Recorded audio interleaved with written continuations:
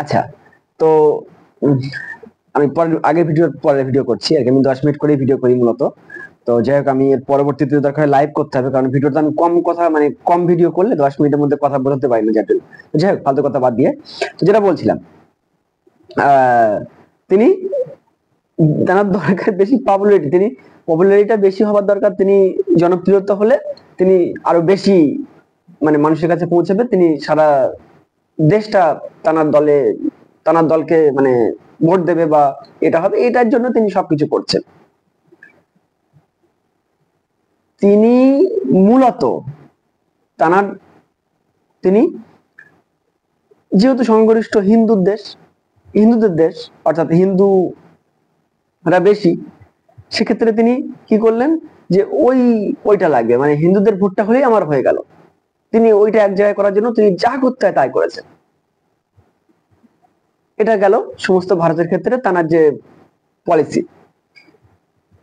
পাশাপাশি মমতা ব্যানার্জি কি করলেন, আসলে কি পশ্চিমবঙ্গে বা আমরা যা পশ্চিমবঙ্গের মানুষগুলো অতটা বোকা নয় আসলে। অন্য রাজ্যে যদি দেখা যায়, বিহারে বা উত্তরপ্রদেশে বা ওইসব রাজ্যগুলো কি হয়, মানে ওখানে মানুষগুলো বেশি বায়াস টাইপের, মানে কি বলবো, মানে একটু মানে শিক্ষা যে শিখলেই মানে পড়াশোনা করলেই যে অনেক জ্ঞানী হয় এরকম তো বিষয় তো নয়, কিন্তু ইন্টেলেকচুয়াল জ্ঞান এটা তো এমনি এমনি হয় না। না, ইন্টেলেকচুয়াল জ্ঞানটা কিভাবে আসে, এটা সৃষ্টিকর্তা তিনি দেন। এই জ্ঞানটা স্পেশালি একটা হয়, অনেকে বলে মাছে খেলে হয়, ভাত খেলে, তো এগুলো ইম্পর্টেন্ট নয়। তা যদি বলা হয় তাহলে ইহুদিদের এত জ্ঞান কেন? ইহুদিরা কি খায়? ওরা তো রুটি, কলা, রুটি এই জাতীয় খায়, শুকনো জাতীয় কিছু খায়, ওদের জ্ঞান এত কেন? এটা ঈশ্বর কর্তৃক দিয়েছেন। সারা ভারতে হিন্দু, স্বাধীন ভারতের আগের কথা বলছি, হঠাৎ করে এই বাংলায় তথা পূর্ব বাংলায়, টোটাল বাংলাদেশ বা এই অঞ্চলটা, এখানে কেন এত মুসলমান হলো? এর কারণে এখানকার মানুষ চিন্তা করে, এখানকার মানুষের একটু আইকিউটা বেশি না হলেও এরা চিন্তাশীল দিক থেকে, মানে জ্ঞানের দিক থেকে একটু বেশি এগিয়ে আছে। আইকিউ খারাপ নয়, আইকিউ যা আছে ভালো, কিন্তু এরা কি গসিপ করতে করতে, একে অপরের পিছনে লাগতে লাগতে কি এরা মানে মানে তেমন উন্নত করতে পারেনি। উন্নত বলতে তেমন টেকনোলজিক্যাল উন্নতির কথা বলছি, তেমন কিছু করতে পারেনি, তবে চেষ্টা করলে হয়ে যায়। এখানে বিভিন্ন জাত পাত ইত্যাদি থাকার জন্য, এবং এখানকার কি ওয়েদারটা এমন এক ধরনের ওয়েদার যে সব সময় এখানকার চেঞ্জ হয় ওয়েদার, আর মানুষ সব সময় মানুষের রোগ লেগে আছে, বিভিন্ন রকম সমস্যা, শরীর খারাপ, এই সেই মানসিক প্রবলেম, অবসাদ, হাবি জাবি ইত্যাদি ইত্যাদি, এইসব বিভিন্ন জটিল ইত্যাদি কারণে মানুষ তেমন কিছু মানে টেকনোলজিক্যাল তেমন উন্নত করতে পারে না, বা চেষ্টা করে, অনেকে হয়তো করে, আমরা অনেক মানুষ ছেলে পেলে আছে যারা চেষ্টা করে। তো যাই হোক, আমি যেটা বলছিলাম, মমতা যে কথাগুলো বলেছে, তিনি 60 থেকে 70 না, প্রায় 80% কাজ তিনি করেছেন। 70% কাজ করেছেন, 100%। তিনি যা বলেছেন সেগুলো করেছেন, এটা আমরা দেখেছি বা দেখছি। তিনি এই যে কারেন্টটা চলছে পিছনে দেখো, এই কারেন্টটা আগে কি মানে ইলেকট্রিসিটিটা একটু ঝড় বৃষ্টি হলে চলে যেত, এখন আমরা দেখছি কি যথেষ্ট উন্নয়ন করেছে। মানে এই যে মূল সমস্যাগুলো, একটা বিদ্যুৎ থাকলে কি একটা জায়গার উন্নয়ন বা সেখানে যদি শিল্প বা কিছু আসবে, সেখানে যদি বিদ্যুৎ সিস্টেম বা সাপ্লাই যদি ঠিক না হয়, কিভাবে আসবে? তো উনি এইসবগুলো দেখলেন। তারপরে উনি দেখলেন কি মানে মহিলাদের উন্নয়ন করতে হবে, মহিলাদের উন্নয়ন করলে এ হবে, যদিও এই বিষয়টা বিতর্কিত।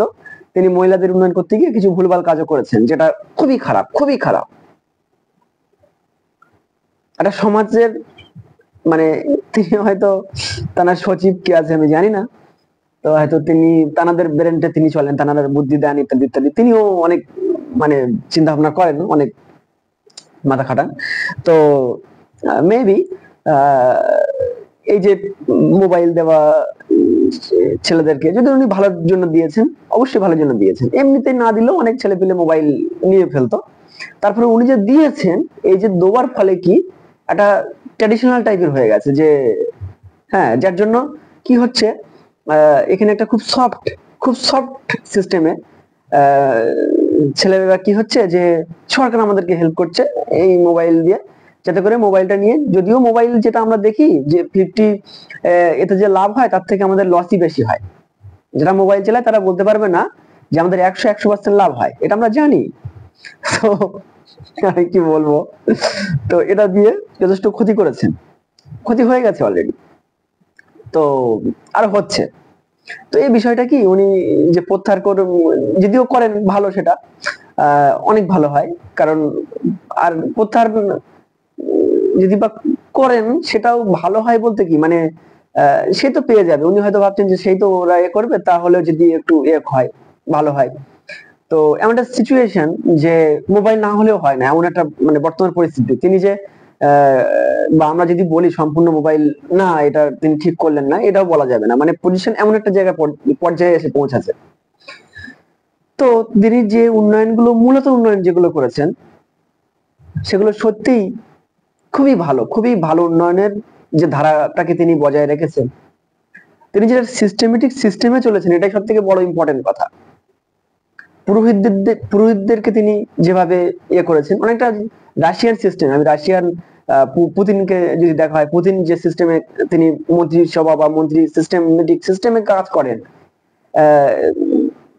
মমতা ব্যানার্জির ঠিক একই সিস্টেমে তিনি বাংলায় কাজ করেছেন, এবং যার জন্য এনার যদি রেট দেখা হয় সাকসেসের, যে ইনি কতটা উন্নয়ন করেছেন, আর সেক্ষেত্রে যদি মোদির দেখা হয়, অর্থাৎ নরেন্দ্র মোদীর কথা বলছি, মাননীয় নরেন্দ্র মোদী, ওনার যদি সিস্টেম মানে ওনার যে ইয়ে করে দেখা হয়, যে রেটিংটা যদি দেখা হয়, তাহলে উনি 0 পাবেন, ইনি 100 পাবেন। যদিও আমি বলছি, কিন্তু যারা আবার বিজেপি সাপোর্টার আছে তাদের কাছে উনি 100 পেয়েছেন, যারা টিএমসি করেন তিনি মমতা ব্যানার্জি ঠিক।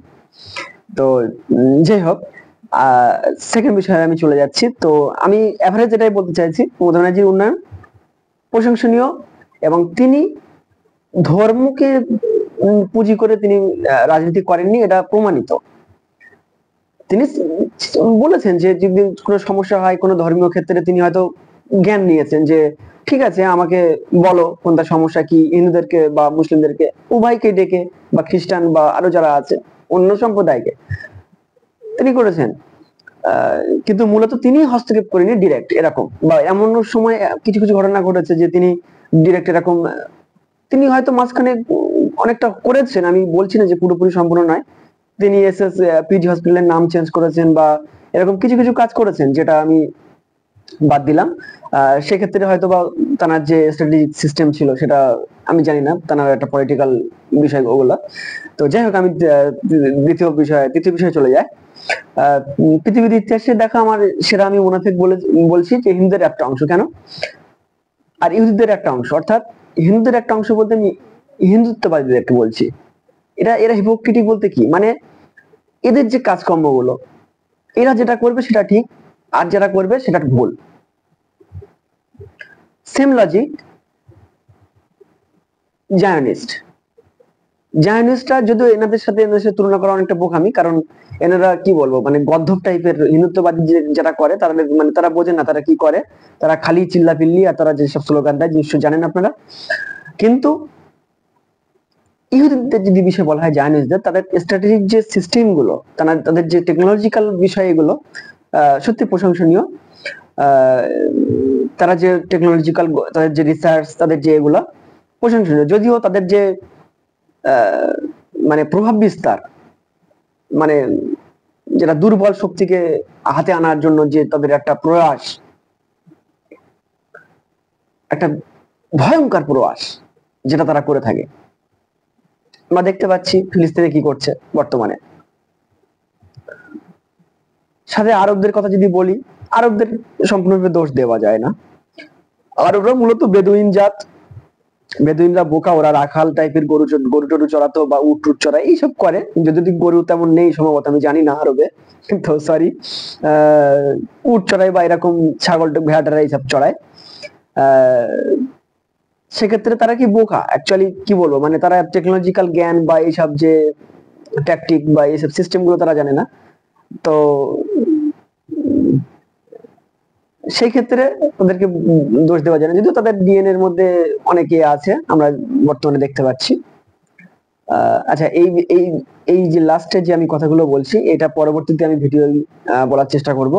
তো এখনকার পর্যন্ত সবাই ভালো থাকো, সুস্থ থেকো, বাই।